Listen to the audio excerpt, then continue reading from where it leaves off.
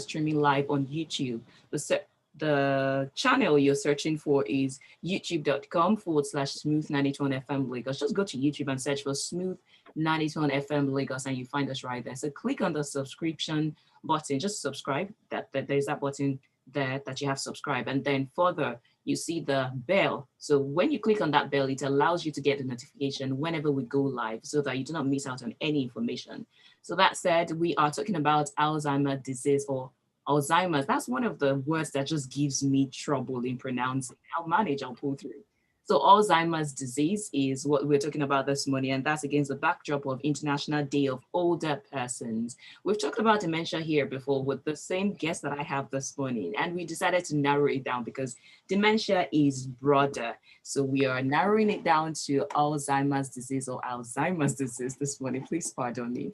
All right, joining me via Zoom is my special guest this morning. First, I must thank him for always being there and always just heeding my call and granting me his time and wealth of knowledge. He is a consultant psychiatrist and his name is Chris Abojei. Good morning. Good morning, consultant clinical psychologist. My bad, consultant clinical psychologist. Yes, thank you. I think it was you that helped me to understand the difference between psychiatrist and psychologist. Yes, I did. Mm-hmm. Funnily enough, I'm still mixing it up. Oh, such a terrible student.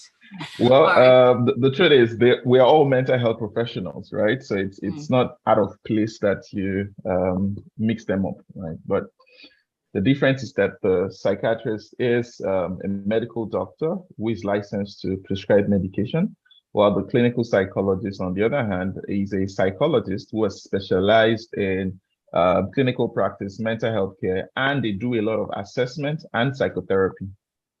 Oh, okay. I will try not to forget that. Okay. Okay, so let's get down to the business. And when I was pulling up data, because I love data so much, when I was pulling up data on Alzheimer's disease, I didn't get to have much on Nigeria. But starting with America, yeah, I know I have talked about this. It's sad. It is really, really sad, but we go forward. So according to what I saw from CDC, that's Centers for Disease Control and Prevention in America, though. So it is said that Alzheimer's disease is the 5th most common cause of death for people above 65 years. And that was shocking. Yeah. That was shocking to me because I didn't think it could cause death. So first off, what exactly is Alzheimer's disease?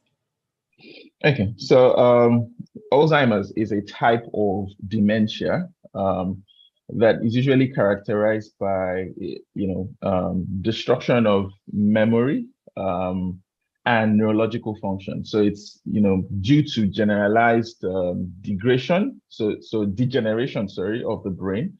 So what you see is that the person begins to lose brain cells, neuron cells, and that affects majorly their functioning in terms of brain function, in terms of memory, in terms of general mental functions, executive functioning, and so on. So if you look at the study that you found, the reason why this would contribute to death, so it's not the Alzheimer's that actually leads to death, it's the fact that it leads to other complications, right? It leads to other complications. It affects this individual's ability to function properly, such as, memory. So the things they usually would do before, they can't even remember, they can't coordinate. And those are the things that slowly then progress to increasing the mortality of people with Alzheimer's. Interesting. Thank you for that clarification. Okay, so let's talk about what the symptoms. Another thing I found out is that it is possible for people below the age of 65 to actually have this condition. And again, I was surprised. So first, what are the causes of this disease? Okay, so the causes of Alzheimer's are quite broad, right? They're quite broad. So what we do is that we try to classify them into 2 groups, where we look at the group of causes are things that you can do something about, and those that you probably don't have so much power, to influence. Things like age, for example, right? Age is a significant trigger. You look at gender differences as well. That also is a significant trigger, with women, being more likely to develop Alzheimer's than men. Of course, Is there studies any have, reason? well, two probabilities or two predictions, sorry. One of them is that as women get older, the level of estrogen secretion, which is an hormone, reduces, and that can be a factor. But the second factor could just be the fact that because women live longer than men, there's a likelihood that that statistics would, of course, be skewed towards them as well, right? Okay. Another major precipitating factor is genetics as well. So we know that if there's somebody in the family who has had Alzheimer's or any type of dementia, there's a likelihood that the individual would also carry that genetic predisposition. Now, beyond genetics, there's also pre-existing medical conditions, especially chronic illnesses like high blood pressure, for example. That also could be a significant trigger. And then, of course, mental health concerns also, that could also be a trigger. Now, when you look at the causes that we can control, that usually centers around lifestyle, right? Lifestyle. So substance use, for example, the level of stress that a person is exposed to, traumatic injury or significant trauma. Now, these are factors that could influence the development of Alzheimer's. Okay, thank you very much. I'm sure we'll further drill down into that. And then let's talk about the stages. So, because when I said that, I saw that we have people who are younger than 65 who could develop this. So it was said that it is the younger onset. Then further on, 2 days back, or is it younger onset or? Early onset early onset, Early onset. Yeah, some people call it younger onset as well, so it's fine, but it's early onset, yeah. Then 2 days back, I saw the reports that there has been some sort of breakthrough, even though it is not complete yet, but it turns out that there is a drug now that can slow down the cognitive decline of Alzheimer's disease. And that is good news. However, it has to be when you use it in the early stages. So that brings the question, what are the stages of this disease? How do you spot it? How do you identify it? Okay, so I think that the broad classification in terms of stages would be the early onset, and of course, I don't know if the appropriate word there is late onset, right? But when you look at early onset, we're just simply saying that there are some people who will develop Alzheimer's earlier than age 65, right? So the typical understanding or the typical expectation is that Alzheimer's starts to show when a person from the age of 65 above, right? And of course, but when you then see some people who would show symptoms of Alzheimer's before the age of 65, those are like the abnormalities. So you're like, oh, what's different, right? In this case. Now, what are the factors that could determine that? It's still not clear, right? It's still not very clear. But I think there are two major factors that we've tried to poke as responsible for this: genetics and lifestyle. Right, those are the two factors, genetics and lifestyle. So if there's a genetic predisposition, and of course the lifestyle of the individual, lifestyle could include, of course, like I said, stressor, substance use, trauma, mental health condition, or even a person even having a health condition. Those could increase the risk or the likelihood of developing an early onset Alzheimer's. Okay, so we'll take a breather now, and when we come back, we'll drill further into the causes. Oh, no, we've talked about the causes. Let's talk about the prevention. If there is anything you can do to prevent this disease and how it can be treated. It has been said that there is no specific or known cure, but how do we manage it? Because again, according to the data from CDC, it's said that this disease is very expensive because you need to work with a number of professionals. You need dietitian, you need the psychiatrist, you need, or the psychologist, you need even those social workers. You need so many people to just manage this. And it is indeed expensive. I think they gave the number to be what again now? I will put that up later on. So yes, we need to further drill down. And then let's know the prevalence here in Nigeria, especially in your years of practice. How many people, how many patients have you had? And we'll further know how to get practical with the advice. You're listening to Soul Food here on Smooth 98.1. are your number one. So a quick ad break, and we come back. My name is Johnny Drill, and for the best of soul, R&B, jazz, and a bit of folk music, keep it tuned in to Smooth 98.1. I'll be back for This is Johnny Drill. 55 million. Do we have, aside the private practices, do we have geriatric homes in Nigeria? Yes, there are a couple of geriatric homes, but what you would also find out is that many of the neuropsychiatric hospitals in Nigeria always have a ward for geriatric care. Yeah, so in Yaba, Aro, and many of those neuropsychiatric hospitals, there's always a ward or a unit that deals with geriatric care. Not a specific home that this is old people's homes. There are old people's homes in Nigeria. Yeah, there are.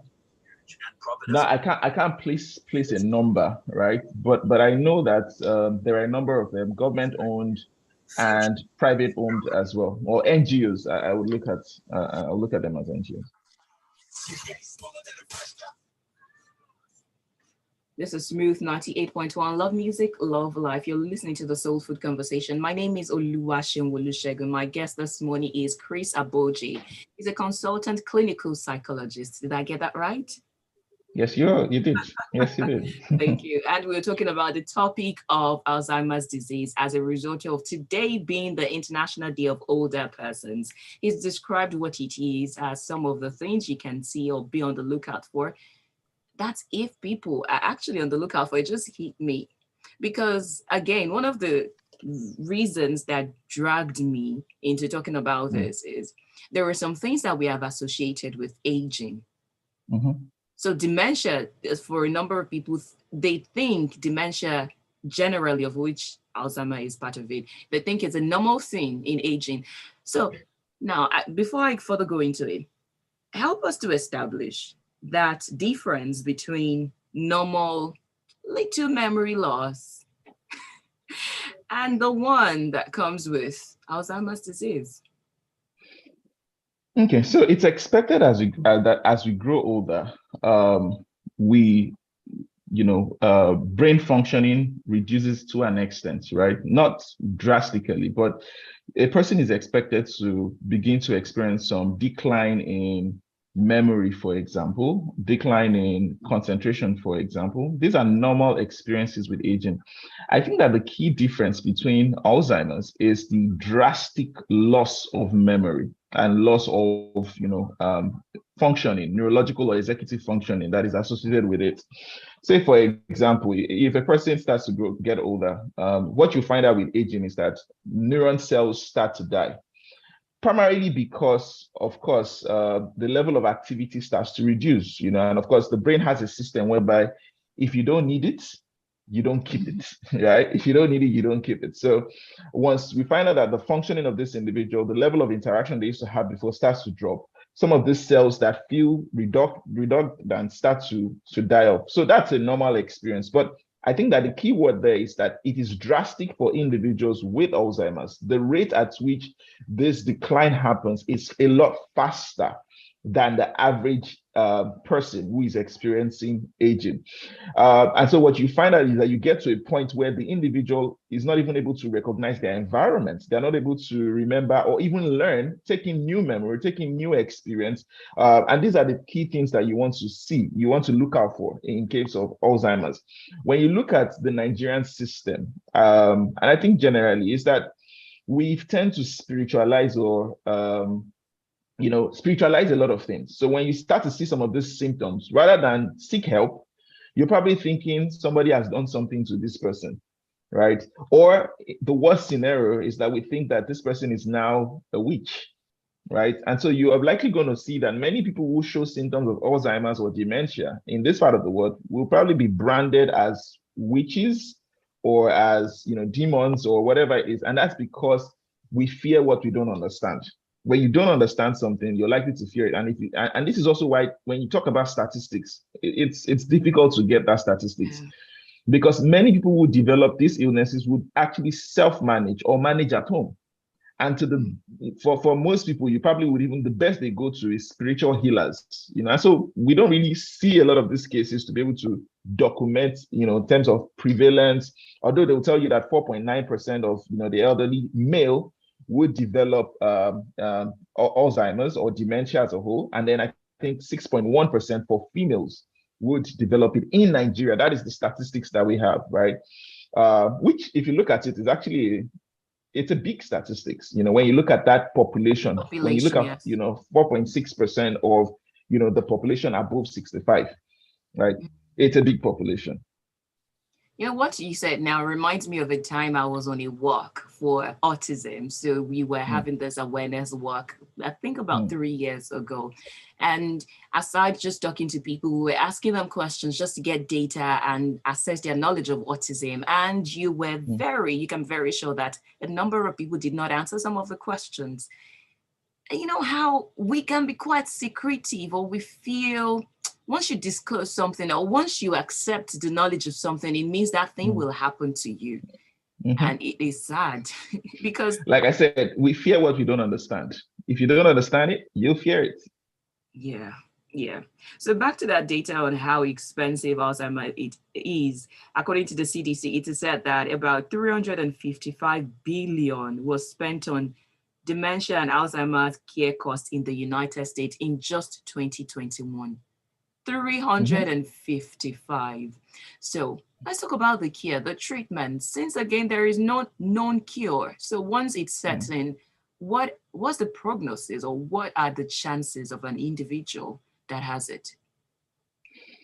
So when it comes to prognosis, right, I think that the goal of every professional who is working with cases of Alzheimer's or dementia is not necessarily to cure, but to reduce two things, right? To reduce its effects on the person's daily functioning. How much does it impair this individual's daily functioning? And then the second goal is to reduce the rate of degeneration. Those are the two major focus of treatment here, is to reduce, we don't want to make sure that at least we slow it down. And then while we are slowing it down, we're making sure that you're still able to do a couple of things by yourself. And that's why you find out that the treatment of Alzheimer's or dementia is largely focused on lifestyle adjustments. So you're not just adjusting the lifestyle of the individual, but you're also training family members to help them adjust effectively, right? And this is where, like you talked about, social support, having a social care worker, in some cases, psychotherapy, where you're then teaching them alternatives to keeping memory. So for example, you want to document or record a lot of your experiences, some of the memories that you value, you want to document them. And in some other cases, what you're doing is you're trying to even begin to label the facilities that these individuals will use on a daily basis, such that they can recognize it when they see it. So you want to label the toilet, for example. You want to label, the phone. You want to label the keys, so that when they see it, they know what this is, and they're able to. It reduces the burden that they would have to go through. That's what it does. It reduces the burden. Some people have introduced some, cognitive techniques as well to help improve memory. So such as some games, some practices that would help them retain memory. And of course, like I said, slow down the degeneration of memory for these individuals. Communication also comes in. So how do you communicate your needs? How do you manage the psychological effect of losing memory or experiencing a brain degeneration as well? Because that's also a very major concern. Imagine somebody who's used to jumping up and down, doing a lot of things, remembering things, and suddenly start to forget things. Initially, it then looks like, people are saying, Mama, you said this earlier. I said, no, I did not say it. Or Mama, you did this. And you're like, are you trying to tell me what I did not say? It's distressing to this individual. Yes. So a lot of insight, a lot of education, a lot of not just for them, but also for the caregivers as well, so that the caregivers also don't get frustrated, because this is also sometimes when people abandon people with Alzheimer's, it's because they are frustrated, they are tired, And some of them begin to attribute it to a lot of things. He's just wicked. He's just wicked. They don't understand that this person is going through a struggle, and it's not about wickedness or any other thing. Now, some medications have been introduced over time, right, to help manage the disease. But like you mentioned earlier, many of these medications, what they do again is to slow down the degeneration of the brain. We can't necessarily confirm that these medications are a cure. We can't confirm that. But what we can say to people is that, these medications can help in reducing or slowing down the rate of degeneration, and also help manage some of the side effects, like anxiety, depression that could be associated with the illness. So this is basically what the medications will do. Thank you very much. Now, since we know that we can only just slow it down and prevent it from getting worse, how do you prevent it first off? How do you not get there? Because I understand there are some risk factors. Yeah. Well, it's not a cast in stone thing, right? But like every illness, prevention really, most illnesses, let me say, right? Not every illness, most illnesses, right? Prevention narrows down to lifestyle, right? Lifestyle. And this is because the body would always give you back what you give to it. The body keeps scores. So as much as we think that we are, using our body and getting away with it, it's a lie. Your body would give you back whatever you've given to it. So when it comes to sleep, for example, some people are fans and evangelists of sleep deprivation and how it's a sign of laziness that you're sleeping, or but what they don't understand is that sleep, for example, is intended for a lot of things: healing, productivity, and so on. And so the more you deprive yourself of sleep, the more you also trigger a lot of neuron or nerve cell loss in the brain, which, like I said earlier, is one of the things that could lead to Alzheimer's, depending on the area of the brain that these cells are being lost, right? Nutrition as well, diet, what do you eat? That's also very, very an important aspect of it. Why? Because we have seen that obesity, for example, and cholesterol are some of the factors that have been seen in people. Of course, it's not a cast in stone, but have been seen in people with Alzheimer's. So people with high cholesterol, people with high blood pressure, people with obesity are also likely or have a higher chance of developing Alzheimer's. So again, it comes down to lifestyle. Exercise is one of the great ways to manage a lot of these things. What you eat, exercise, and of course, your thoughts. Very important, thoughts, because people these days are beginning to come up with studies that shows how powerful thoughts could be in terms of influencing what happens in your body, right? If we take stress, for example, or even depression, anxiety, you find that all these factors drill down to your thoughts, the kind of thoughts you have. Why?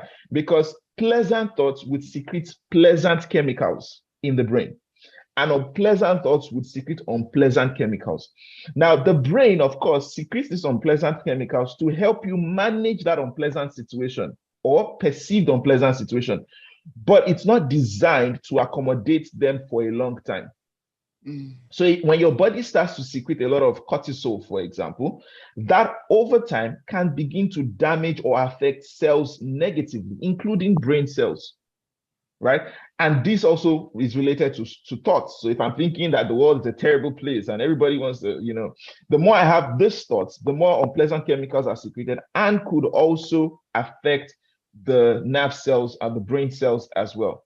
Right. So these are little things that we can start to adjust. So when people talk about gratitude, it's not just a joke. It's that you can put some of those practices in place to help create a healthy, cognitive process, pleasant chemical secretion, and might become a protective factor as well. So diet, exercise, interaction with people, the kind of thoughts that you have, stress and the level of stress that you expose yourself, substance use as well, significant factor. So we're drinking, smoking, I ate 5-star and all that. It's fine to have, but we also need to look at the fact that these things have their ripple effect.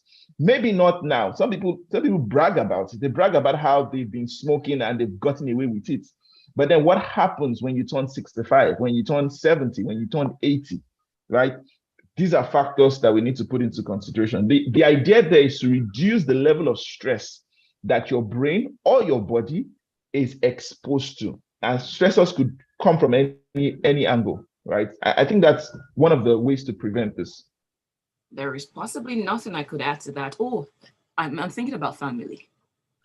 Okay. The importance of family and just being in a healthy family environment where you have love and you feel in a safe space and you're not thinking too much and stressing yourself and you're able to go out in the morning and come back to people who you know you're safe with and secure with.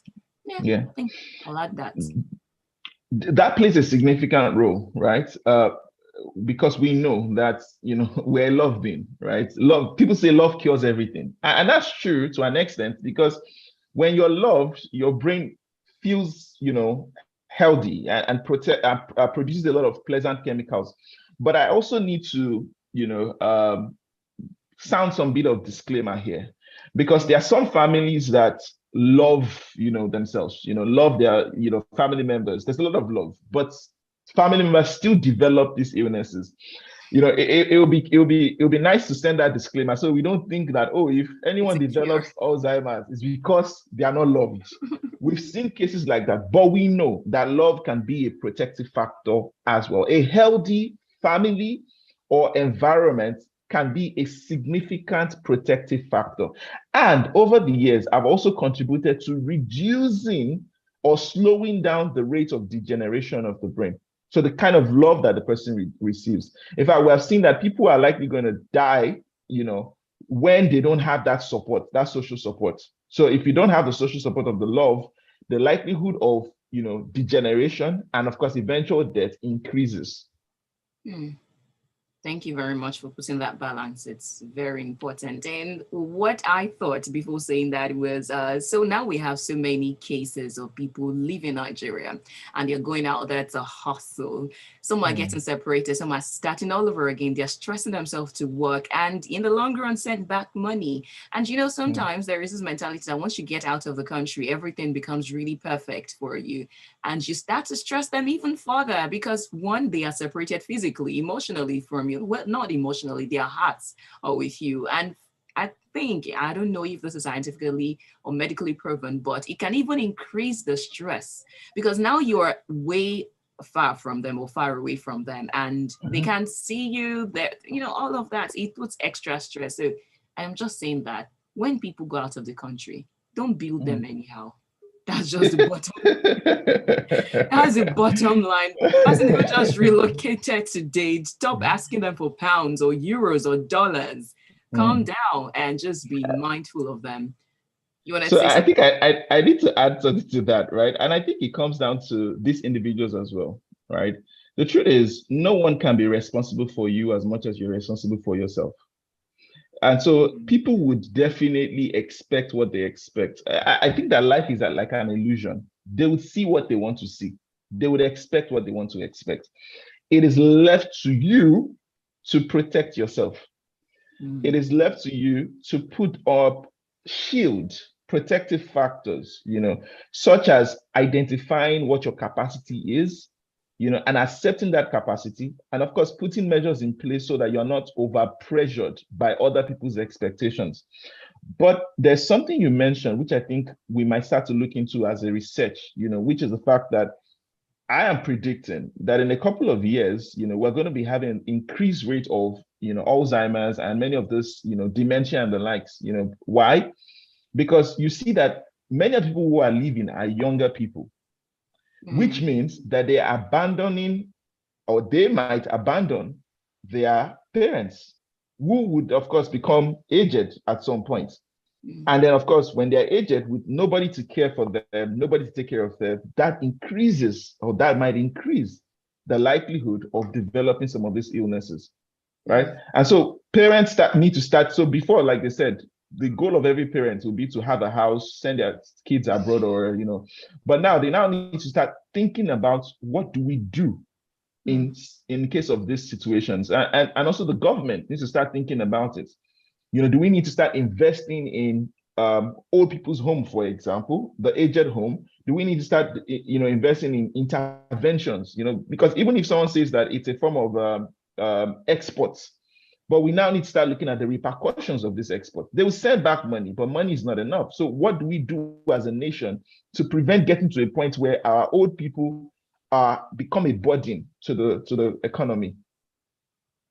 Thank you very much. You should pick out from those words what applies to you and see how this really relates to you. If the shoe fits, please wear it comfortably. Put the shoe pad if it's too big, but just make sure that you're making adjustment, because at the end of the day, we're humans and we're just configured in a certain way. No matter how you try so hard to reconfigure yourself, there are some things inside your core that needs attention, and that is care, love. So it's sad enough that people are migrating and just leaving and separating, but try as much as you can to balance it. And in the words of a very wise man who we don't know till date, no go do pass yourself. That's very important. So thank you so much for being my guest this morning. Thank you for all that you have taught us, and I hope that it is helpful for somebody out there. If you're just joining the conversation, do not worry.